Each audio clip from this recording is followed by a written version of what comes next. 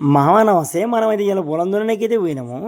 దున్ననీకి పోయినాక అయితే మన బావిల నీళ్ళు అయితే ఊడిచినాయి. అరే నీళ్ళు ఊడిచని చూసే వరకు మనకైతే గెలగెల కొట్టుకున్న చేపలు అయితే అవపడ్డాయి. ఈ అమ్మ చేపలు మనం పట్టుకుంటే దొరికేటట్టున్నాయని మా పొరగలకైతే నేను ఫోన్ చేసిన. ఒక్క ఫోన్ చేస్తే నలుగురు దిగిళ్ళు. మరి మన మాత్రం మామూలుగా ఉండదు. అంతా బూకర్ బాడుకాలు ఉన్నారు. చేపల కోసం ఊరుకొచ్చిళ్ళు. ఉపాయాలతో అయితే ఫస్ట్ పెత్తాడు పట్టుకొని వచ్చిళ్ళు బావిలో దిగరని.